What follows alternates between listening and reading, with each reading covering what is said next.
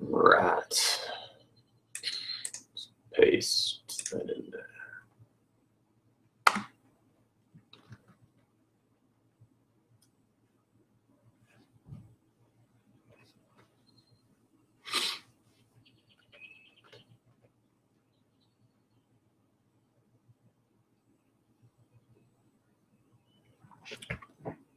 We're just gonna chill for a bit and let everybody get checked in, and then we'll roll along with our topics for the day.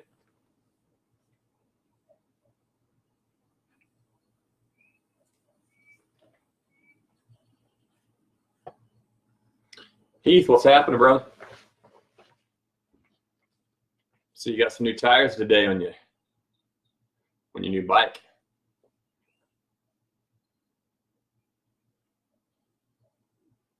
Probably lighter, so now it's even going to be less than the 23 pounds that it was. What's up, Alex? How are you?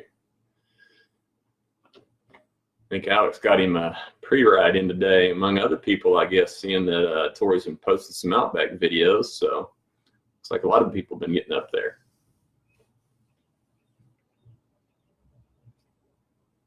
We'll give her another minute and then we'll get rolling. The bigger the cheaper, not. Yeah, that's a lot of rubber, so I'm sure they're not cheap.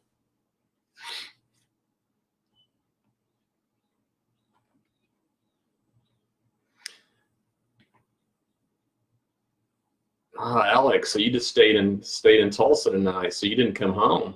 Nice. Must be on a work trip.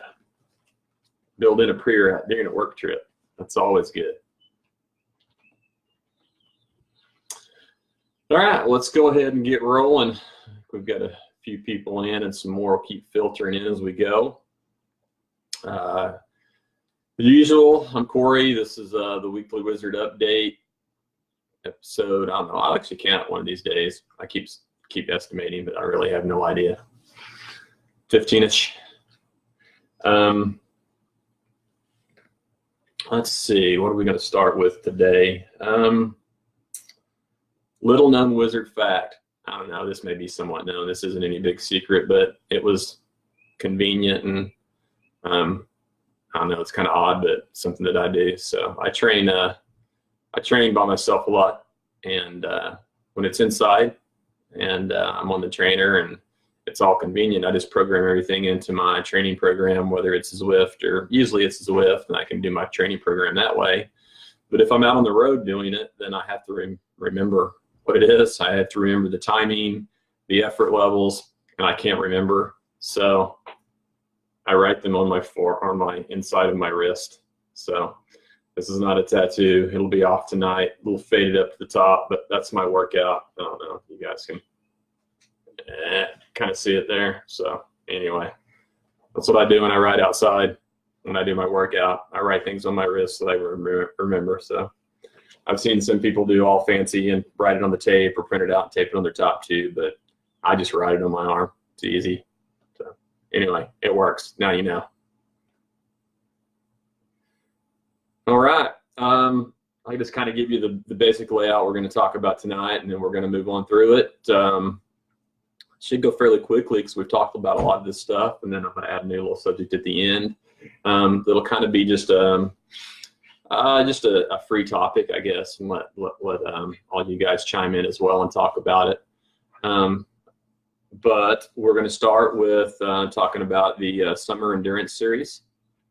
We're going to follow that up, a brief mention of Draper Dirt Crit, and then we're going to move into Outback, and lastly, we're going to just talk about some general cycling safety tips and things of that nature. So, Jeremy Black, what's happening?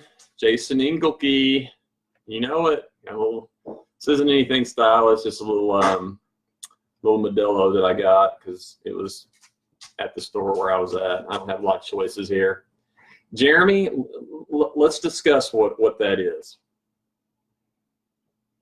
I'm honestly not sure what it is, and I haven't seen Cordis check in yet, so I may wait to see when Cordis checks in before I talk about what this is. So, and how it ended up in my fridge, I'm not really certain. But when you're drinking out of a mason jar, you got to be worried. Whew. And it's got a little something kick. Scott Hutchins, what's up, brother? Scott, what are you guys doing this weekend? I know you said you guys are taking a weekend off, so you guys got some other event in Texas you're going to? I just like to keep up with what's happening on you guys' down south. All right, so that's the layout. So let's go ahead and get with it. If you look at the very first post, I posted a link when I first logged in tonight, and it is a link to the Moonshine, or the Summer Moonshine Endurance Series. Summer Moonshine Endurance Series. Darren Hall, what's happening? I've mentioned this before. No, Scott, you're on your own. I'm not trimming. I don't even trim my own shrubs, dude. Why would I come to here? I'm like the worst at yard work. I'm going to be screwed when my kids finally leave home. So I've mentioned this before a few times. I've had this idea rolling around in the back of my head for a long time. I've done a lot of the initial layout work and preparation for it, or just planning, I guess, for it. Wrote some things down, and even thought about awards and format and categories and all of that good stuff. And I just really didn't have the ability to pull it off. So I turned all that over to Tegan and OEF, and they jumped right on it, and they're going to make it happen. So they've created a page, and the link at the top of this should take you to it. And so just go like the link, and it's not an event page. I guess it's just like a regular page. It's hard to tell, but you just, I guess you say you're going or you like it. I can't remember which one it is. But then that way, as they post notifications onto it and they get more information, you'll get those notifications from them. Desiree checked in. What's happening here? Desiree had a day off today. All right. So after marathon and 100-miler and another 100-miler coming up, I suppose that a day's probably not going to kill you. Don Masoli, what's happening? Don, I will. In fact, I'll put Tegan Malone in contact with you, and let her work directly with you if necessary, because she's the one going to be ramrodding it. It was just kind of my random idea, and I can't pull it off time frame. So I'll let someone else run with it, because it's a good idea. So my thinking the whole time with this Summer Endurance Series, and so far I think OEF is following the same philosophy, is that we have a good problem here in Oklahoma, and that's happened over the last 3, 4, 5 years, and that is we have more venues, more courses, more promoters than we have spots in the Tour de Dirt Race Series. I mean, we just don't have room for everybody. I wanted to find a way for some of these other venues to possibly get a little taste of cycling if they can't get into the series. And so Tegan just popped in and said they're starting the permitting process. So very cool and awesome. Well, so Tegan and Don, you're right there on post, so you guys need to friend one another and make that connection. Tegan, Don is one of our USA Cycling reps, and he's been to some of our events. He's always checking in on this, and so he's helped me out with multiple little issue thingies that I couldn't figure out, and he just makes it happen somehow. So awesome. And adding more venues. Yes, adding more venues every day. So yeah, the work that Tegan and OEF is doing about venues and trails is it's actually kind of it's hard to believe, and it's hard to even grasp the depth of all the stuff that's going on and all the trails that are happening. So anyway, so the concept behind Summer Moonshine Endurance Series is 4-hour race. Starts at 6 o'clock, finishes at 10. The idea being that you begin the race in the daylight, so you get a little bit of a taste. Your first lap of whatever trail it is, and in this case, the trails are going to be Lake Murray. They're going to be, I'm sorry, in order, Draper first, Murray second, Roman Nose third. And the dates are going to be June 23rd, July 14th, and August 11th. So again, those are on the side as well too. 4-hour format. The categories are listed on there. There's only a handful of categories. What's cool, you get one lap in the daylight to kind of get things figured out. Lights go on, you're good to go. And then you ride the rest of the laps under the moonlit skies and star skies and dark, and you have your lights on and race away. It's a really fun format, and it's a cool way to do races in the summer and not die of heat stroke. So very cool format, very fun, because you're doing it in the evening. It's kind of hanging out, and the weather's typically nicer in the evening in the summer with the wind dying and cooler temperatures coming out. So it's going to be fun times. I think I'm going to struggle to make a couple of them just because I'm doing some Arkansas racing, but I will for sure be there. I'm pretty sure I'm going to be there for the last one at Roman Nose, no doubt, which will bring back memories of doing endurance racing out there back in the day. So anyway,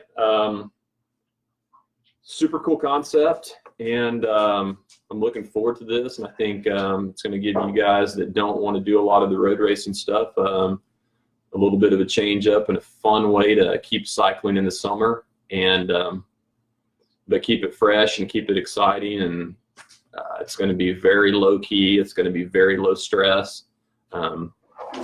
Yeah, so it's good times. I think the last time I did this, I did a team, and we took Jaeger shots every lap. So might have to talk James Dempsey into coming out of retirement to bring back Team Jaeger. So, and we still won, just saying.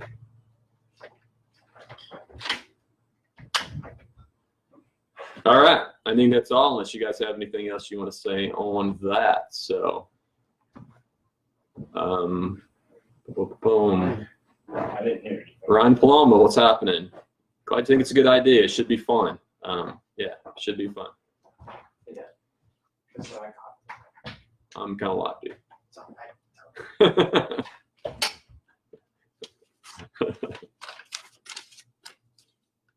All right, moving on. Draper Dirt Crit, real quick and sweet on this one. So, as I mentioned last time, we changed venue from Bluff to Draper. Sorry, I read a comment and lost my train of thought. So I went out. I was off work last Thursday, so I was able to make it. And they've got a course that's some of it's similar to the old course, and one part's backwards, but it's over there on that just north of the parking lot on that power line that's over there doing green, and that's really about it. I guess green, I don't know. I think that's probably about all. And then doing a couple of the double track sections in between. So I don't know. I really had a good time. We were doing I think 5-minute laps, 4 or 5-minute laps, something like that, give or take. I didn't really look at my lap times. I forgot to click my lap timer Sunday, so I just had total time, and then I don't even know how many laps I did. I lost track. So, but it was fun. I enjoyed that course. Had to change my gearing a little bit. It's not quite as fast as Bluff, which honestly, I think it's better. It's still pretty fast. I changed one cog down. I ride a 3215 at Bluff, and I did a 3216 at Draper, so which I thought was a good gear. So, and I don't know, good single track in the middle, good 2 double tracks, and climb on one of the double tracks towards the finish, which is cool. And so I think we had 25-ish, 25, 30 riders out. So good numbers, fun times. And I'm probably not going to make it this week. I don't want to drive twice because I'm going to be coming up this weekend to get out to Outback for the race there. So probably not going to drive 4 hours twice in 2 days back to back. So I'm probably going to have to miss this week. And then I should be getting off work here pretty soon. I'll be able to make most of them. So looking forward to the rest of them. Tegan says Bike Club is doing Draper. So Bike Club is doing the Draper endurance race. They're doing that. They're sponsoring that particular one. They need riders. All proceeds will go to support. So looks like then they're going to handle the Draper portion of the Summer Endurance Series, and all proceeds of that are going to go to support the Bike Club, which I've talked about multiple times. And they're out right now finishing up their ride, or they rode earlier before it got dark. They did the Tuesday night ride with the kids at Bluff Creek, and I haven't had a chance to check posts or see posts, but they always post pictures and videos afterwards. And the last 2-3 Tuesdays, they've had 30 plus kids out there. So it's pretty awesome. And I'm stoked they're just keeping on moving, and it's just going to get better and bigger, and more people are going to get on board, and more people are going to sponsor it. They're going to have more fundraisers. They're going to have more races like this that they can handle and take proceeds for. And it's just going to keep growing, and we're going to keep getting more kids involved, which is all good.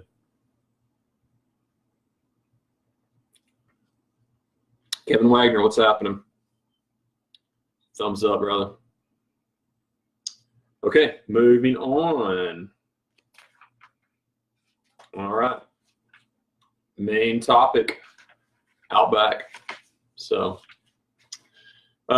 we've discussed this briefly, and not a lot has changed.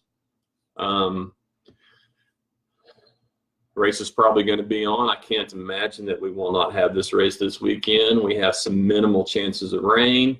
I think there was some chance today, and I saw riders out. Tori said they got nothing. I think there's a little bit of chance this evening, and then over Wednesday and Thursday, I think there's a slight chance. But no, actually, I think it's tonight and Thursday are the biggest chances. And then, or tonight and Wednesday, and then Thursday, Friday, Saturday, Sunday, very little. So obviously that could change. But with the numbers that I'm seeing right now, I can't imagine anything of significance that's going to make it a problem. We might have some issues with some pre-riders if you're wanting to pre-ride during the week. And it does actually rain there, but just keep checking on Tour de Dirt and Oklahoma Mountain Bike Trail Conditions page, and I'm sure between someone pre-riding it or Tori that lives out there and owns the land, she'll post and let everybody know as things occur. She's been doing that all week and started last week with riders coming out. So just keep an eye out here, and you'll know if you need pre-ride. But I'm fairly certain the course will be. In fact, from what I'm hearing, again, I've not been on course yet. It's very dry, very loose. So I'm kind of keeping my fingers crossed so we actually get some rain, and it toughens up some of those areas. If we do, I think we're going to have some pretty good dirt up there. So yeah. So anyway, so that's that with that. Again, a reminder, it is clockwise. They have some signage up, I think, at the entry points, maybe the exit points. Don't have any Tour de Dirt signs out.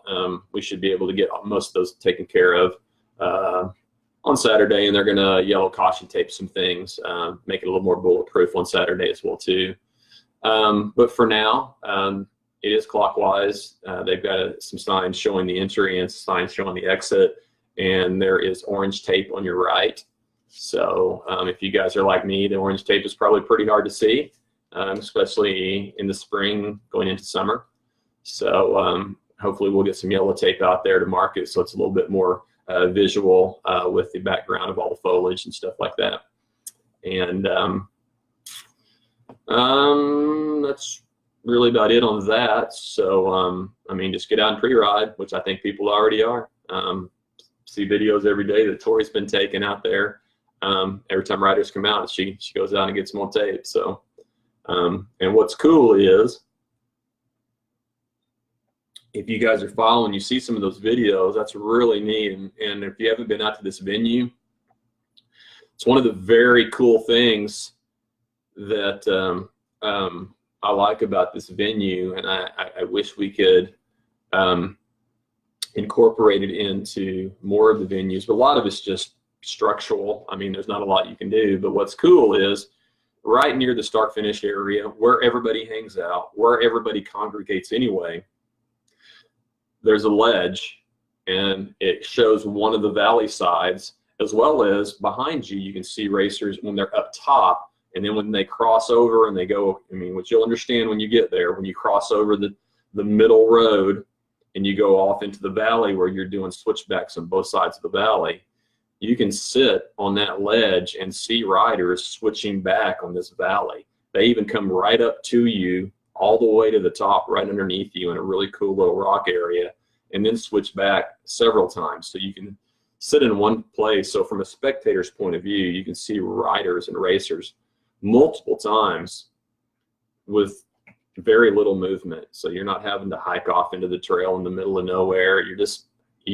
hang out up top and see racers multiple times. So it's very spectator friendly, which is difficult in a typical mountain bike course. So that's, you know, pretty cool feature for this course. Kevin, I kind of agree. Kevin Wagner says, I've only ridden it clockwise, but if you decide to change the direction last minute, I won't be mad. At this point, they're not going to change it because they've already started marking for it. I've ridden it both ways myself as well. I prefer counterclockwise because I think there are a few more rest points, and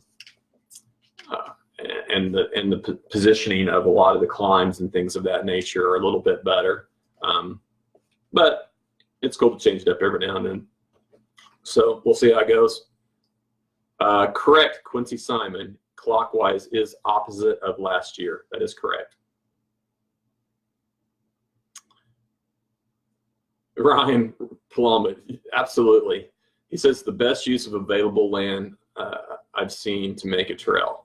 I think they only have like 14 acres out there, someone said. I mean, it's not a big place, but you know, what's funny is you really don't realize that you're that close as you're snaking back and forth along those ridge lines.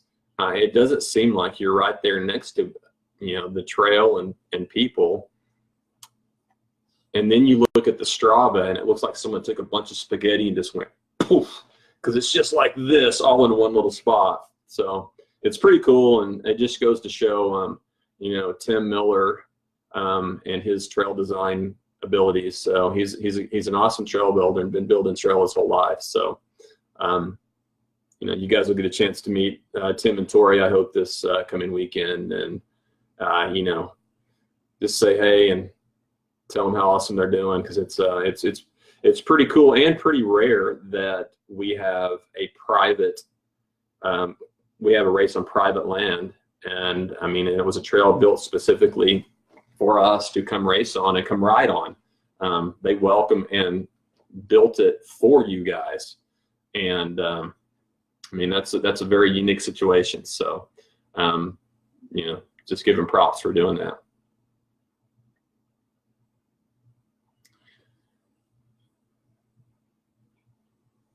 Quincy, man, that's good. Quincy Simon, and you guys, I haven't seen you guys in a while. Seen you've been doing some gravel, so man, you need to come on up.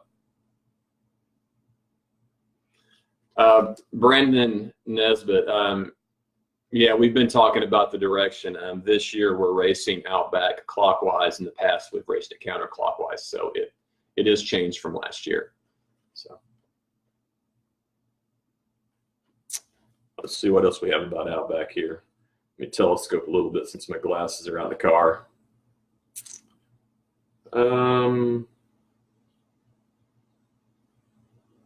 Yeah, I don't know. I don't have a lot. So been talking with the promoters off camber.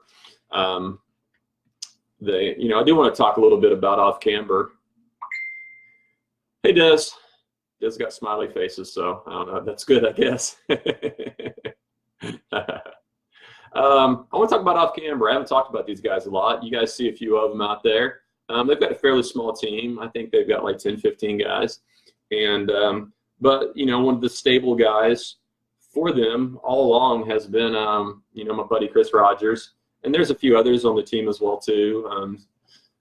Steven Treester, I think, has been on the team for a bit, and there's some other guys, but those have kind of been the go-to, or Chris has been the go-to guy. He's been working with Cole down at Wheeler Dealer. I mean, if you guys don't know Wheeler Dealer's been around a while. In fact, I even used to ride for off camber. We were a little bit bigger team back then, so I love those guys. And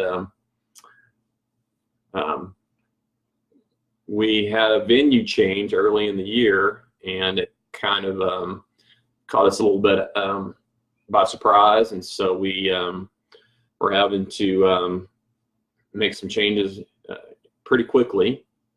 And off camber and Cole and Chris Rogers stepped up to the plate to take this venue on, just to keep it going. And I give them props for doing that on pretty short notice. And and with some things going on, it's been a little bit tough to get this course prepped, but I think it is, and it's ready, and it's going to be good stuff. And Roman Nose has been promoted by off camber in the past, so this is not their first rodeo. These guys have been doing it a while. So anyway, just wanted to give our off camber crew and our Wheeler Dealer crew a shout out and tell them thanks for doing their thing, and we'll see them out there this weekend. Hey Philip, I private messaged you earlier. I was asking for an update on I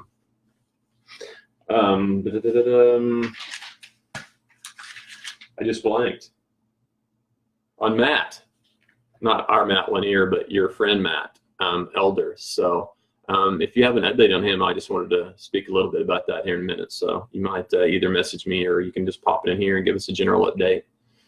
Just want to see how he's doing. So, alrighty. Any questions or any things about Outback upcoming this weekend that you guys have? If you do, just pop it in there real quick, and I'll try to get to it. I'm about ready to move on. Yeah, I didn't see. I mean, he didn't pop in, Philip. I don't know if he's on or not. He could check in, and I can't see. So, oh, he's there. There he is.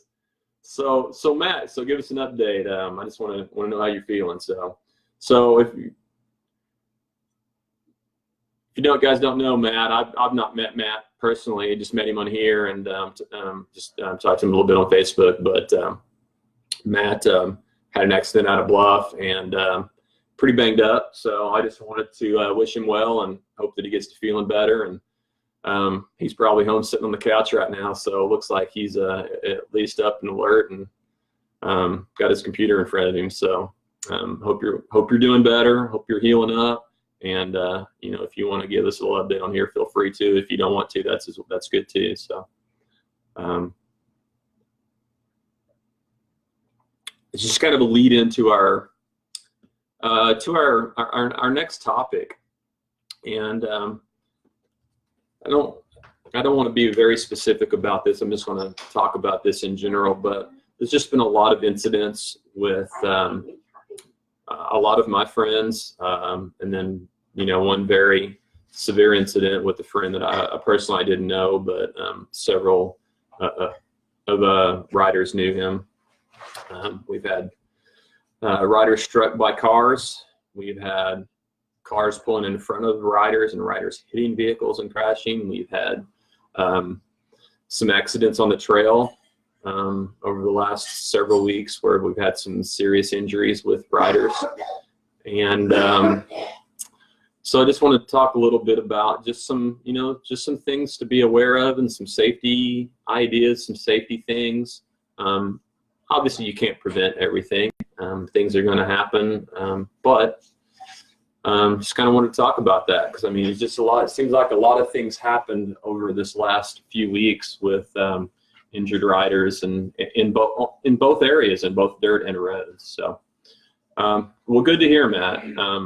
Glad you're doing better, and yeah, man, that's good stuff. I'm glad you got out and you're walking around. So that means you're healing and getting better, and you'll be back on the bike in no time. And our buddy Danny Murphy is healing up as well. He's another mountain biker, and he's not on Facebook, so he's not going to see this, but maybe we'll get him on YouTube one of these days and he can watch it after the fact. But he rides for our team, Bike Lab, and he's healing up from just a totally jacked up surgery, collarbone things. And so, yeah.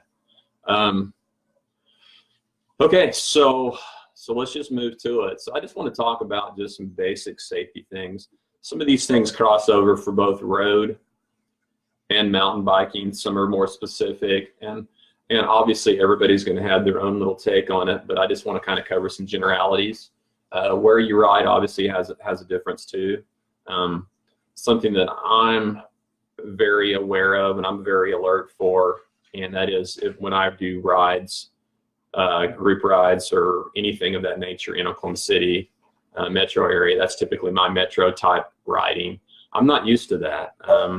It's kind of difficult for me, although I'm a fairly good rider. I'm fairly calm, and I can handle traffic, but I just don't like it because I'm used to riding out where I do. Most of you guys know that I live out in Southwest Oklahoma. I did an hour and 45-minute ride today on a highway that has no center lane marked, and it has no shoulder. And while the speed limit's probably 55, people drive 75 or 80. And I had no issues. People know me around here. Traffic's much less, and the people out here aren't pissed off at me for whatever reason. So it's just much safer for me out here. Distracted driving is probably the biggest issue, but again,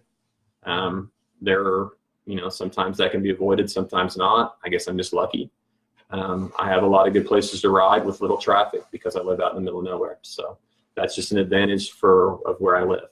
So just want to talk about some general things that I think and things that I've seen, things that I've read. So you can't control everything. So one of the incidents with one of our friends that Ray Hall has raced with for many years was struck from behind, distracted driver, and he passed away just this past week. There's nothing he could really do. He was, by all intents and purposes, riding where he'd ridden, I think, in Florida for years and repeatedly, and it was just a distracted driver looking at their phone. Didn't seem, because they weren't looking. So so we move on. But things we can do, things you can do to help, things you can do to be safer. I always say ride as a group if possible.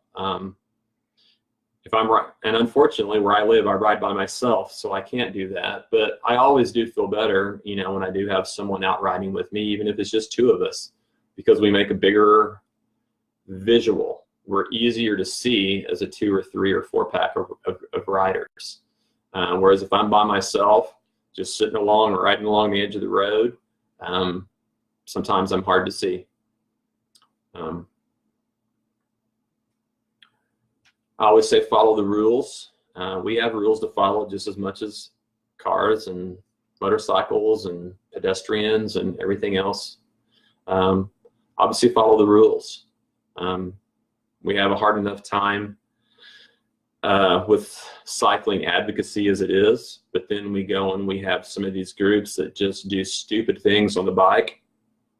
I see riders at certain events, especially a lot of these t-shirt rides, that just their behavior on the bike and their behavior on the road, it's embarrassing as a cyclist is that these people are on bikes and out there in the public representing us, because they frustrate drivers and they frustrate other cyclists, other vehicles, and they make traffic almost impossible because of the way that they ride. So while I get that we have rights to the road, there is also a time when we have to be smart and be safe. So use common sense is what it comes down to.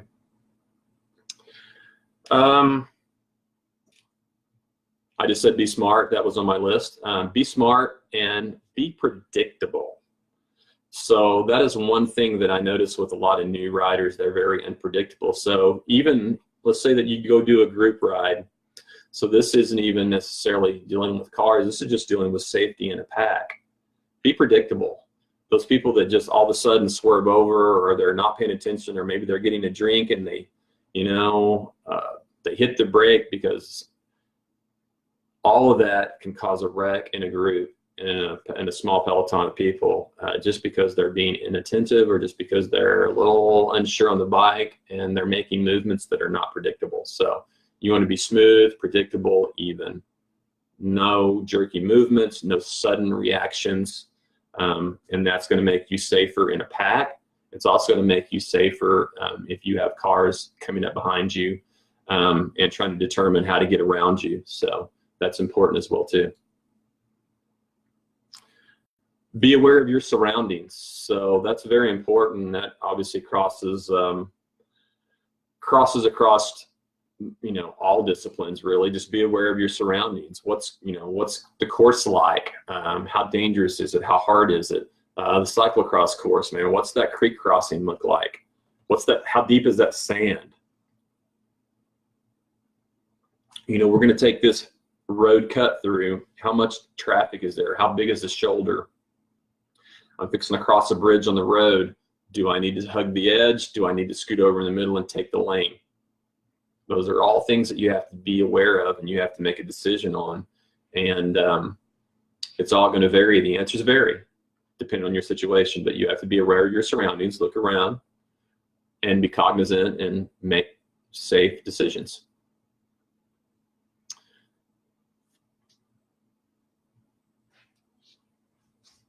And, obviously this was not first on my list, but it probably should have been. Wear a helmet. It wasn't first on my list because I just do, and I have forever.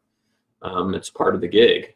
So I don't even think about it. That's why I didn't put it down first, because I just wear one. All it takes is one crash. And, I've had multiple ones. So I think I've broken 2 or 3 helmets. So it happens, and saves your melon. So just got to do it. Something else I do. A lot of people do them. There's various kinds, but you can see my wrist here. I've always had this. I've been wearing this for, 5-6 years. It's called a road ID. There's various versions of it. There's electronic versions, there's different colors, there's different styles. I think there's even something else that's not road ID that's similar. I always wear this. And now while this isn't necessarily going to make me safer, what it is going to do, it is going to be able to allow someone who comes across me to be able to call someone for help. I kind of laughed about this the very first time, but so it's so funny because as a guy and riding with guys mostly, so you sit around a bunch of girls that ride together and they know everything about each other. They know their significant others, they know their family, they know their names, they know who their sisters are, they know their birth dates, they know their kids' names. And so the first time, I'm riding with this group of guys, and after the ride, someone asked me, it's like, well, hey, who's so-and-so's girlfriend? And I was like, I don't know. They ride a Specialized. They had a blue kit. That's about all I knew. So it was like, if we'd have been riding, even though we've been riding together for years, and something happened to them, who would I call? And the answer is I have no clue. And most people are that way when you're writing a group. You know the person, but you don't know their family. You don't know anything like that. So that's why this is here. So, you know, if I crack my melon and I can't answer questions and they can't, and I don't have my phone in my pocket, which sometimes I don't, if I'm supposed to mountain biking, I don't have it. Now they have someone to call. They can look at my wrist, and I've got Desiree listed on there as my emergency number, as well as my father. And so they've got 2 points of contact, get a hold of somebody. So again, just a little something in case something does happen. And yeah, so, and I'm seeing some comments up here. I'm gonna get through my list and then I'll come and try to address some of your comments as well too. So I'm almost through here.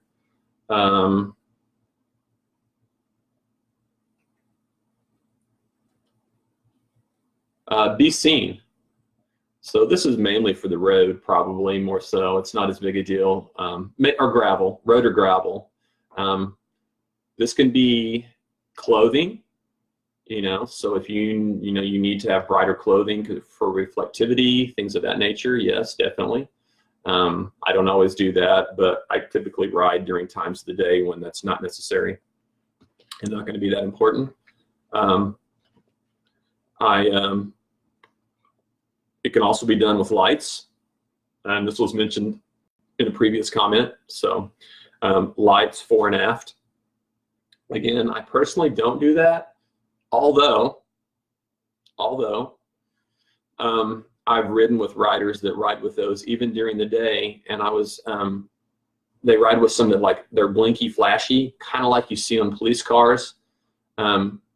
And they're very eye-catching. So what's surprising is even during the daylight, when you expect lights to have no effect, they're very good at making cars aware of how far, of you as a cyclist. We've got a local doctor here in town, Dr. Michael Krieger, and he has some of those. And sometimes we do some rides together where I'll ride out, and then I'll turn around and come back as he's coming towards me, and then he'll turn around and we'll ride together back home. I can see him coming from like 3 miles away because he's got that really bright blinky light on the front of his bike. If I can see him, then cars can see him. So probably a good idea even during the daylight. Although again, I'm guilty of not doing that, but probably should. Another visibility thing, and this goes back to positioning on the road. So we all have this discussion with people and I have this discussion with people that talk about cycling at work and things of that nature with me. And the one thing that they always say is like, well, why are you out in the middle of the road? Well, I'm not always out in the middle of the road. I go out in the middle of my lane, not the middle of the road, the middle of my lane. And as cyclists, we call that taking the lane. And we do that in certain circumstances. Maybe we're about to have to make a jump into the inside lane to make a turn as a group. Or me personally, out here, I usually take the lane whenever there is a really sketchy shoulder or no shoulder, or maybe there's some kind of physical, there's a hole or there's a rut on the side of the road.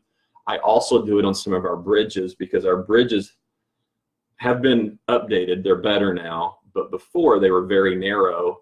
And if I'm caught over on the edge and someone tries to pass me and pushes me, there's no place for me to go. I'm going up and over and down and falling down into, 100-foot drop. So I take the whole lane, and by taking the whole lane, that makes me more visible. And it also forces them to have to make a decision. They're going to stay behind me until I cross this bridge, or they're going to have to completely go in the other lane to go around me. So that is a conscious decision of me to make myself more visible by being in the middle of the road. So it may upset them, but guess what? They're going to see me, and they're going to slow down. They're not going to hit me. So anyway. This is something that is just a good tip for everybody. I don't care what you do. I don't care if you're riding around the neighborhood, riding gravel, dirt, road, it doesn't matter. and this is something that I'm much better at. I used to be very terrible at this. Luckily, I've gotten away with it for years, but I'm obviously much more cautious now. In addition, my kids, you know, we have the phone tracker things that so many people do. So at any given time, my kids can pinpoint my location and come find me, and vice versa. But if you go out for a ride, let someone know.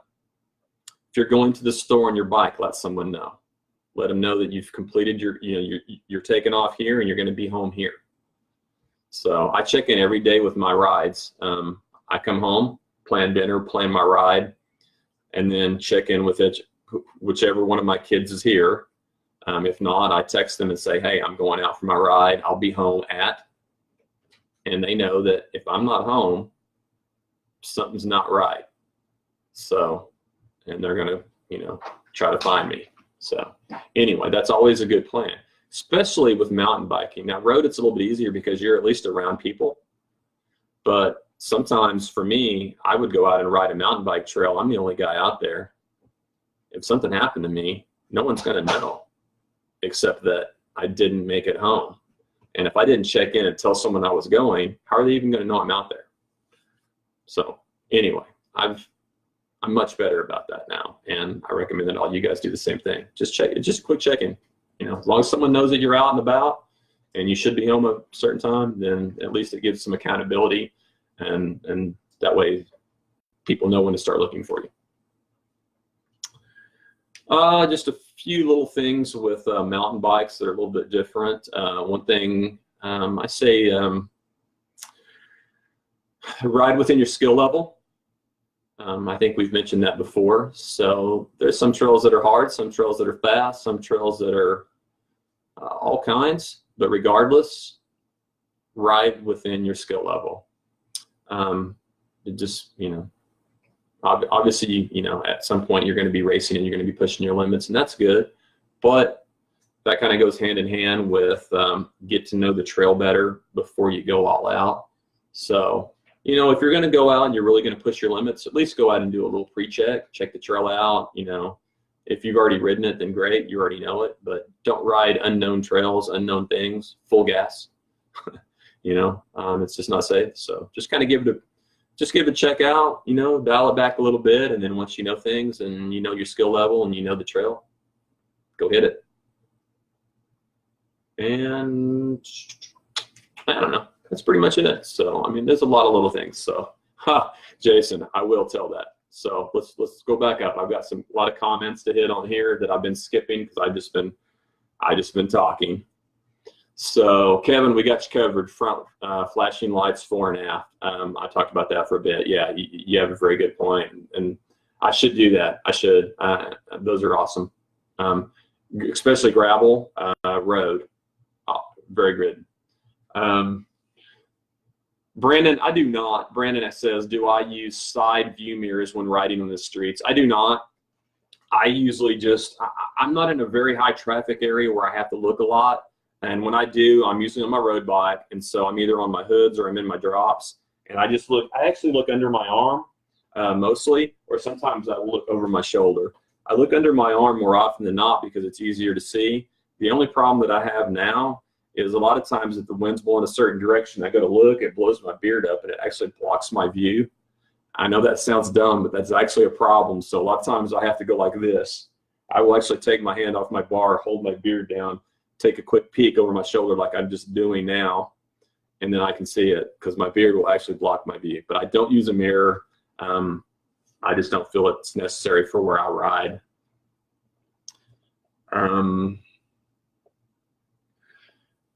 One bad experience a driver has with a cyclist can negate all non-eventful and good experiences they had before. Ryan Paloma, you were so right, and that was part of the comment that I mentioned earlier, that a lot of these t-shirt rides I've done in the past, to see some of the behavior of some of fellow cyclists out on these roads is embarrassing, and it does. I mean, they can completely undo every bit of proper advocacy and proper riding that so many of us do on a daily basis. They undo it all, and just, you know, it's a conflict that I don't think will ever end because of that.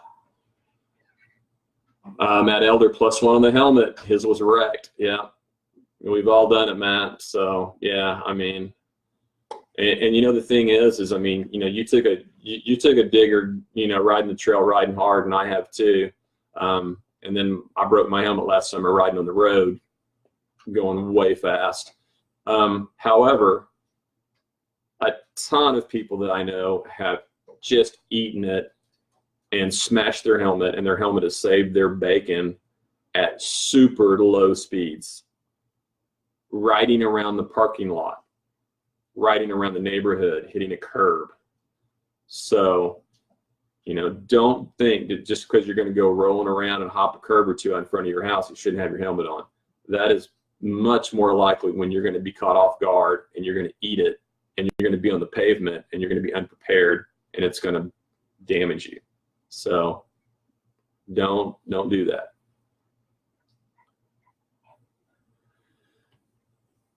Brandon Nesbitt posted, says Road ID has an app for Android and Apple. Yep, they do. I don't do the electronic one, not for any particular reason. I don't know, cheap, don't pay for it. It's all right here. So, but yeah, there's all kinds of fancy stuff that you can do. And they'll even have one that has a code on it. So if ambulances know, if they pick you up, pop, pop, pop, they punch the number in, brings it right up, and your data's right there, which is perfect. So, yeah.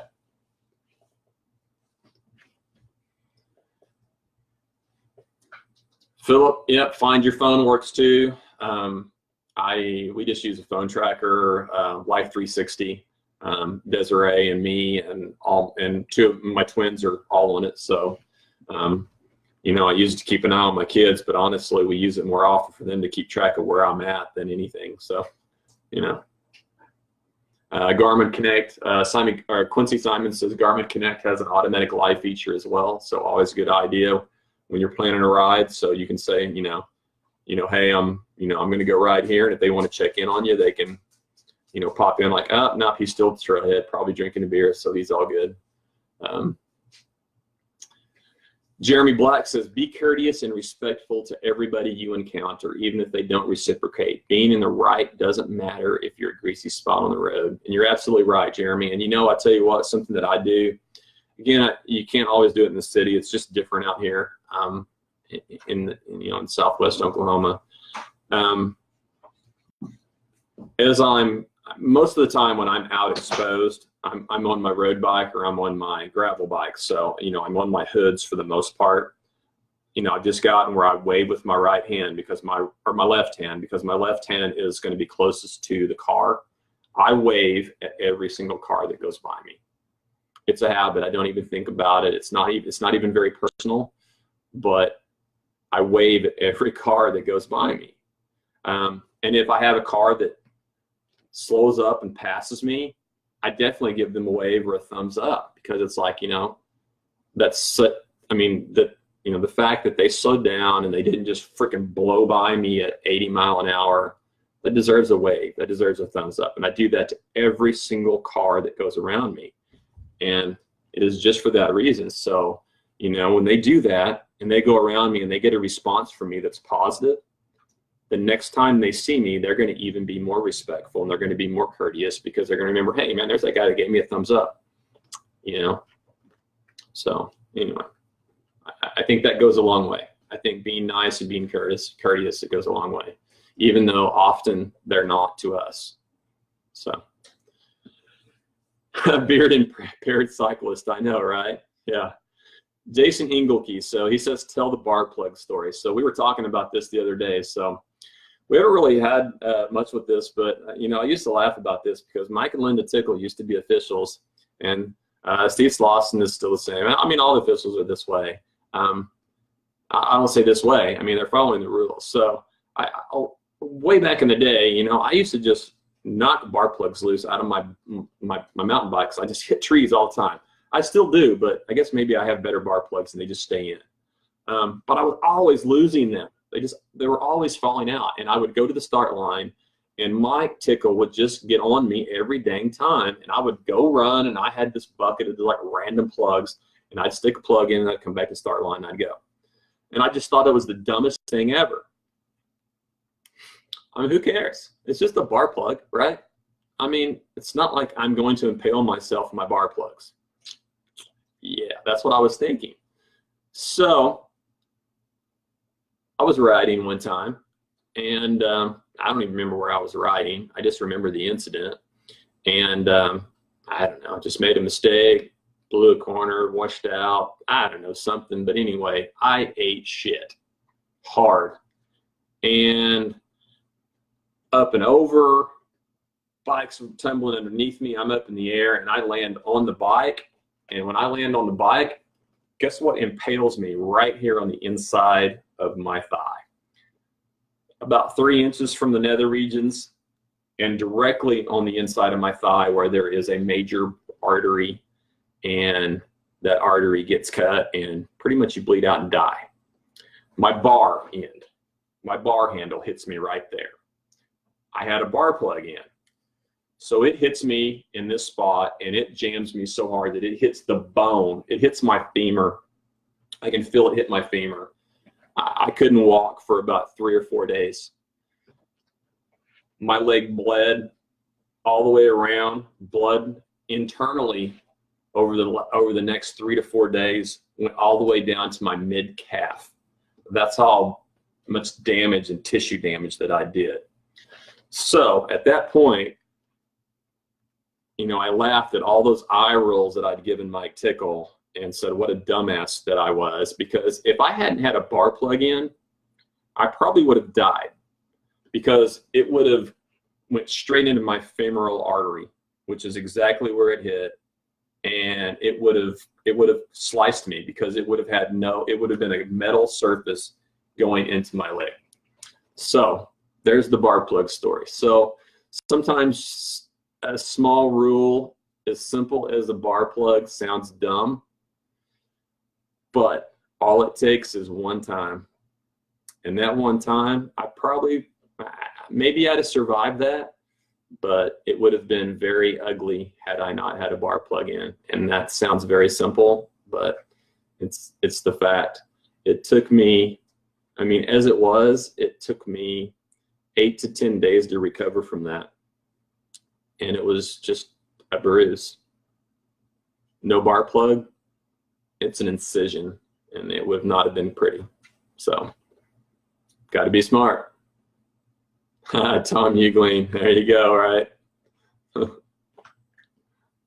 Tom gave me a clap. Tom's one of our officials, so he probably gets eye rolls from other beginners, just like I used to do back in the day. So, yeah. Quincy, all right, I'm calling it a night too, man. Thanks for checking in. And yeah, for sure, it's a big loss, man. It's yeah, I didn't know him well, but yeah, it's good stuff. So.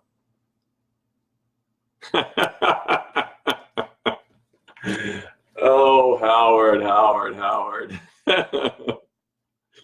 Bar plugs, handlebars. All right. That's it, folks. Didn't cut it short. I'd had good hopes. I always have good hopes cutting it short, but I am going to be under an hour by a minute and a half. So anyway, if you have more questions, comments, just go ahead and post up. I'll be on and checking some of the comments as we close up shop. I'll try to get her up to YouTube. I'll try to do it tonight, but it's 9:30, so I'll probably wait till morning when I get to work and do it from work. So I'll get her up to YouTube tomorrow, and that way, if someone wants to watch it, and they can check it out there at their convenience. So, and that's it. So enjoyed it. See you guys later, and rock on.